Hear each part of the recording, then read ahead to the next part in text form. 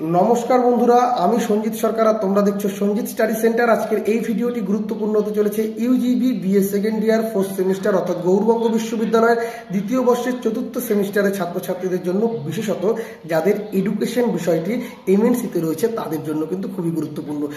এবারে তোমাদের এডুকেশনের সিলেবাস রয়েছে হিস্টোরিক্যাল ফাউন্ডেশন অফ এডুকেশন। তো এই পার্টের উপর ভিত্তি করে যে সমস্ত প্রশ্নগুলো গুরুত্বপূর্ণ রয়েছে তা আজকের এই ভিডিওতে আমি তোমাদের সামনে তুলে ধরবো। তোমাদের টোটাল 4টি মডেল রয়েছে। 4টি মডেল থেকে কোন কোন প্রশ্নগুলো গুরুত্বপূর্ণ হতে পারে বা কোন কোন সম্ভাব্য প্রশ্নগুলো দেখে গেলে তোমরা পরীক্ষায় উত্তর করে আসতে পারবে ভালোভাবে, তার একটি তালিকা আজকের এই ভিডিওতে প্রকাশ করব। তোমরা অবশ্যই ভিডিওটিকে শেষ অবধি না কেটে দেখো, উপকার অবশ্যই পাবে।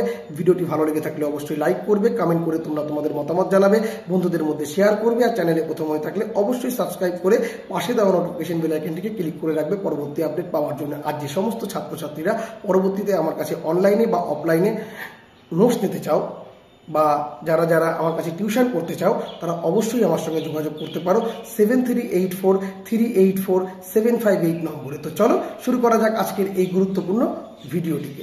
আমার প্রিয় বিএ সেকেন্ড ইয়ার ফোর্থ সেমিস্টারের মাইনর এডুকেশনের যে সমস্ত ভাই বোনেরা রয়েছে তাদের জন্য আজকের এই ভিডিও, কারণ আগামীকাল তোমাদের কিন্তু এডুকেশন মাইনর পরীক্ষা রয়েছে। সেক্ষেত্রে তোমাদের কি প্রশ্ন পড়তে হবে 4টা মডেল থেকে তার একটা সংক্ষিপ্ত প্রশ্নসূচি তোমাদের সামনে আমি তুলে ধরছি। তোমরা এই প্রশ্নগুলো অবশ্যই কিন্তু ভালো করে প্র্যাকটিস করবে। প্রথমেই তোমরা যে প্রশ্নটিকে সবচেয়ে বেশি গুরুত্ব সহকারে দেখবে, বৈদিক বা ব্রাহ্মণ্য ও বৌদ্ধ শিক্ষা ব্যবস্থা, এই দুটো শিক্ষা ব্যবস্থা কিন্তু আলাদা। এদের লক্ষ্য, উদ্দেশ্য, বৈশিষ্ট্য, গুরুত্ব, তাৎপর্য, প্রভাব আলোচনা করো। এই পার্টগুলো কিন্তু ছোট ছোট আকারে তোমাদের পড়ে রাখতে হবে, কারণ তোমাদের 2 নম্বর মার্কসের ক্ষেত্রেও কিন্তু এই পার্টগুলো কিন্তু বিশেষ গুরুত্বপূর্ণ। তাই এই পার্টটিকে যথেষ্ট গুরুত্ব সহকারে পড়তে হবে। এবং এই 2 শিক্ষা ব্যবস্থারই কিন্তু অবশ্যই তোমাদের পাঠ্যক্রম, শিক্ষাদান পদ্ধতি বা শিক্ষা ব্যবস্থা এবং শিক্ষক শিক্ষার্থীর সম্পর্ক দেখে রাখতে হবে। খুবই গুরুত্বপূর্ণ পার্ট। 2 নম্বর প্রবজ্জা এবং উপসম্পদা সম্পর্কে সংক্ষিপ্ত টিকা পড়তে হবে। 3 নম্বর শিক্ষাক্ষেত্রে গ্রেট বা মহান আকবর ও ফিরোজ শাহের অবদান আলোচনা করো। দুজনকে কিন্তু আলাদা আলাদা করে পড়বে, খুবই গুরুত্বপূর্ণ প্রশ্ন।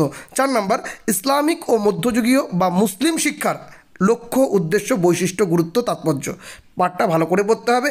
এবং ইসলামিক শিক্ষা প্রতিষ্ঠান হিসাবে মাদ্রাসার যে ভূমিকা রয়েছে এই পাঠটি দেখতে লাগবে, খুবই গুরুত্বপূর্ণ পাঠ রয়েছে। 5 নম্বর ব্রিটিশ ভারতে হান্টার কমিশন, যেটা 1882 খ্রিস্টাব্দে হয়েছিল, এর সুপারিশ অনুসারে দেশীয় শিক্ষা, প্রাথমিক শিক্ষা ও মাধ্যমিক শিক্ষা সম্পর্কে তোমাদের পড়ে রাখতে হবে।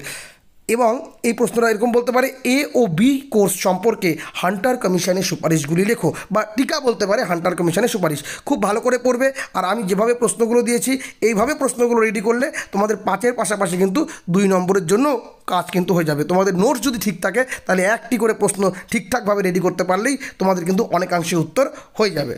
6 নম্বর প্রশ্ন অ্যাডামস রিপোর্ট, যেটা 1935 থেকে 37, এর যে মূল বক্তব্য বা সুপারিশ সেটা তোমাদের পড়তে হবে। আর এই অ্যাডামসের রিপোর্ট বা প্রতিবেদনে দেশীয় শিক্ষার কোন চিত্র ফুটে উঠেছে, বা বলতে পারে অ্যাডামসের 3য় প্রতিবেদন। গুরুত্বপূর্ণ প্রশ্ন রয়েছে। 7 নম্বর এই প্রশ্নটা তো তোমরা ছোটোবেলা থেকে পড়ে আসছো, উডের ডেসপ্যাচ 1854 বা প্রতিবেদন কি? উডের ডেসপ্যাচ কি বা এর প্রতিবেদন কি? এই উডের ডেসপ্যাচকে ভারতের ম্যাগনা কার্টা বা মহাসনদ কেন বলা হয়? এই উডের ডেসপ্যাচের সুপারিশ তোমাদের দেখতে লাগবে, এর পাশাপাশি গুরুত্ব এবং প্রভাব বা তাৎপর্য। প্রশ্নটা এভাবে বলতে পারে, খুব সুন্দর প্রশ্ন। পরবর্তী প্রশ্ন বিশ্ববিদ্যালয় শিক্ষা কমিশন বা রাধাকৃষ্ণন কমিশন 1948 এর সুপারিশ অনুসারে গ্রামীণ বিশ্ববিদ্যালয় ধারণা, উচ্চশিক্ষার লক্ষ্য এবং ভাষানীতি তোমাদের পড়তে হবে। এগুলা তোমরা কিন্তু ক্লাস 12-এ পড়েছো যাদের এডুকেশন ছিল। 9 নম্বর প্রশ্ন এনইপি অর্থাৎ ন্যাশনাল এডুকেশন পলিসি, জাতীয় শিক্ষানীতি 1986 সম্পর্কে তোমরা জানো, 1992 সম্পর্কে তোমরা জানো। তোমাদের নতুন একটা পড়তে হবে 2020।